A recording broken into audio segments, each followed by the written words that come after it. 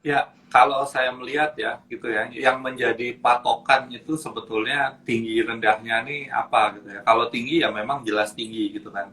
Kan yang kita beli itu sebetulnya bukan eh, bukan komoditinya kan, perusahaannya kan, gitu kan. Nah, dalam membeli perusahaan itu kan ada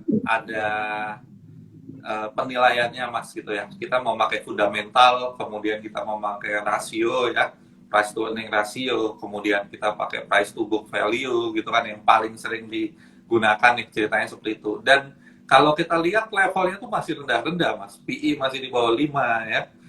Perusahaan-perusahaan batubara misalnya seperti Adaro, PTBA, ITMG, dan juga Harum, ada Indika juga gitu. PE di bawah 5, kemudian PBV ada yang di bawah 1 gitu ya, ada yang di bawah 2 gitu kan. Jadi masih masih cukup rendah gitu kan. Nah, kelihatan mereka itu secara operasionalnya gitu ya, itu cukup menguntungkan gitu ya, sangat-sangat menguntungkan gitu. Sehingga valuasinya pun rendah gitu ya.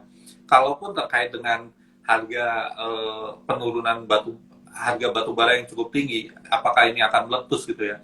Nanti juga ada tanda-tandanya gitu ya. Ada tanda-tandanya ketika misalnya ini kan yang namanya harga di tingkat internasional itu kan tarik menarik mas, kayak lelang ya, kayak harga saham kan kanan kiri bid offer itu kan uh, continuous auction gitu, lelang berkelanjutan. Nah harga komoditi di tingkat internasional kan juga sama gitu ya, auction juga gitu ya.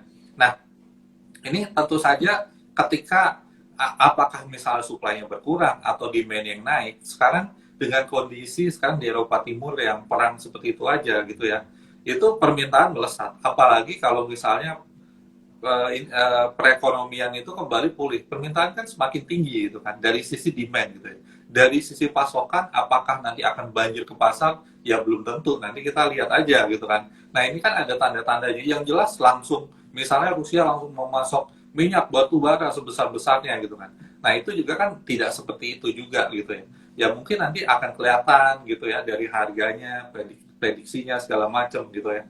Yang namanya harga komoditi itu yang nggak bisa langsung fluktuasinya tinggi banget juga nggak. Iya tinggi tapi dalam apa dalam pergerakan yang masih wajar yang masih bisa diprediksi seperti itu mas. Nah menurut saya sih ya ini masih akan cukup bertahan di level tinggi ya harga gas, harga batu bara karena kondisi dunia saat ini juga dari supply and demand-nya itu tidak stabil gitu ya. Nah ini yang menjadi PR juga bagi pemerintah kita gitu ya. Harga minyak naik, tapi di satu sisi kan memang harga batu bara yang lain-lainnya itu kan juga naik. Sehingga perdagangan kita tuh sebetulnya surplus gitu ya. Bahkan kalau dirupiahkan gitu dari semenjak awal tahun, mungkin udah lebih dari 350 triliun surplusnya, hampir 400 triliun ya. Cuma memang kan subsidi BBM kita juga besar, bengkak hingga 500 bahkan 600 hingga tahun ini gitu ya. Dan di satu sisi kita juga banyak pembangunan dan lain-lain gitu ya. Dan ini kan memang ini hanya sesaat. Memang kondisinya saat ini sangat sangat ini ya, sangat fluktuasinya tinggi sekali gitu ya. Tapi kita juga sebagai sebagai bangsa gitu ya, yang kaya akan sumber daya alam, momentum pertumbuhan masih bisa kita dapat ya. Nah itu, jadi walaupun BBM naik ya, tapi kalau daya belinya masih cukup, masih bisa terjaga, ya itu sebetulnya ya masih masih nggak apa-apa gitu ya. Memang kan kita dari dulu seperti itu ya. Suku bunga tinggi kita pernah gitu ya, tapi kita masih tumbuh-tumbuh aja gitu ya.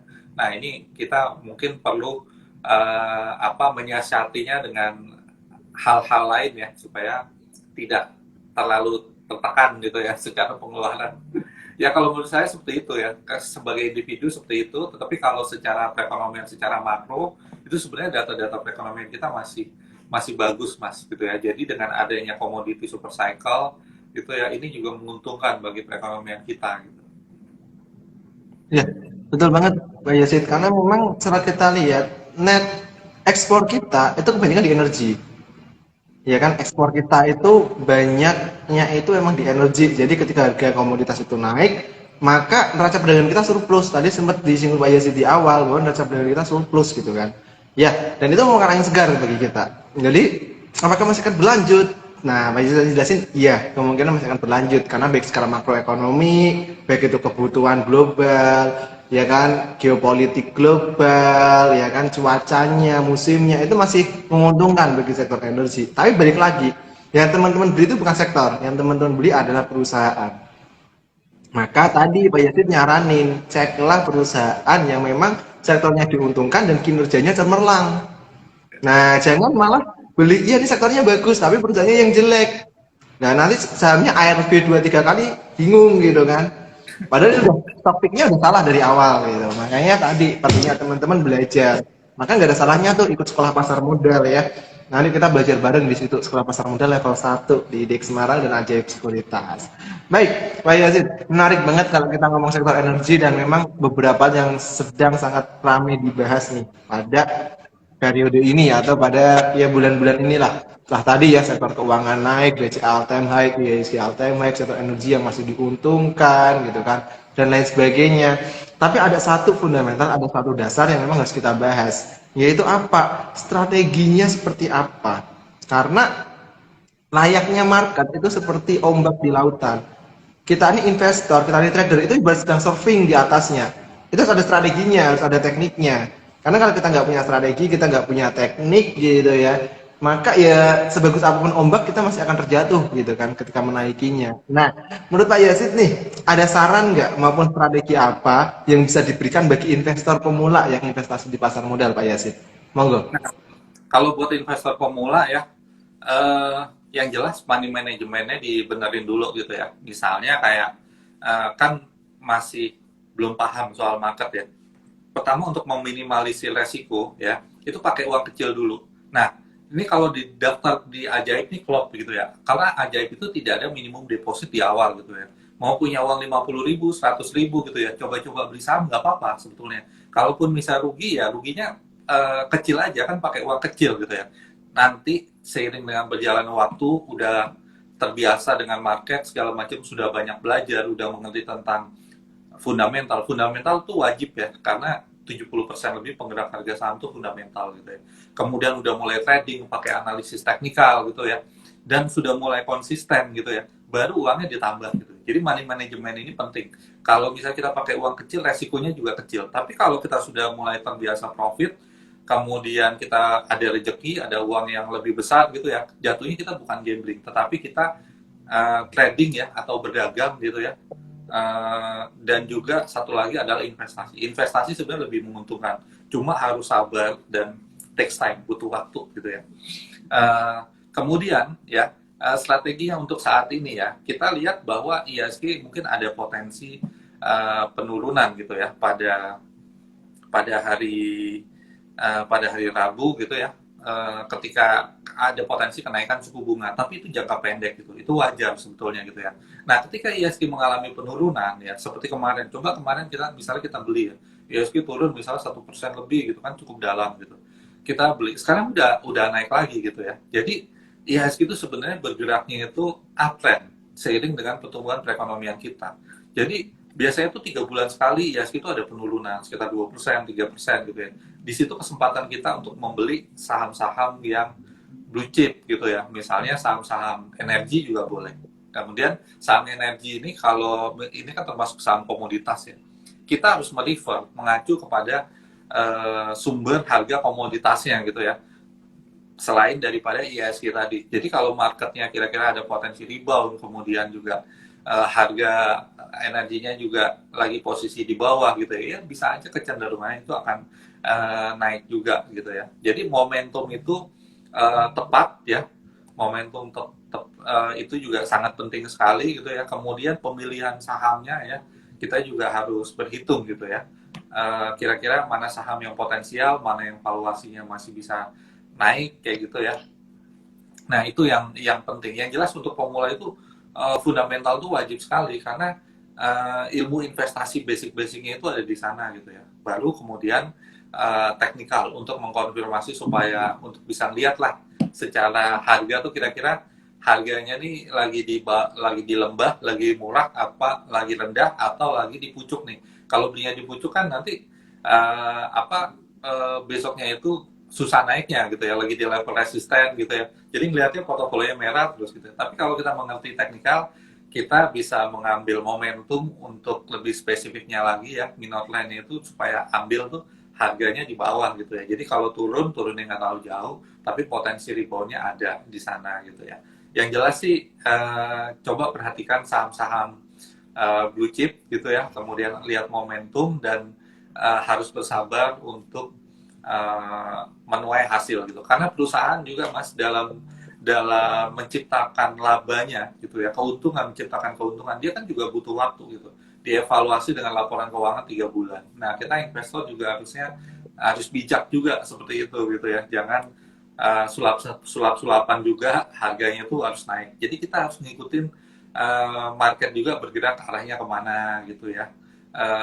Trennya seperti apa gitu ya. Nah ini kita harus intinya untuk pemula investasi leher ke atas dulu lah. Kita belajar dulu supaya strategi kalau kita mempunyai banyak ilmu strateginya nih yang bisa kita gunakan macam-macam gitu ya. Jadi kemungkinan untuk kita menang dalam berinvestasi itu cukup besar gitu Mas. Iya, baik Pak Yazid. Jadi ininya adalah tadi ya investasi leher ke atas. Jadi ilmunya diperbanyak. Ya kalau saya ngomong back to basic lah, teknikal, fundamental, ya tadi momentumnya, sentimen pasar itu dipelajari. Karena kadang ada investor itu selama dia hype saya beli gitu kan. Apa yang lagi ngetrend kita beli gitu. Nggak tahu fundamental, nggak tahu teknikal, nggak tahu momentum. Pokoknya lagi hype dia masuk. Nah itu riskan juga teman-teman.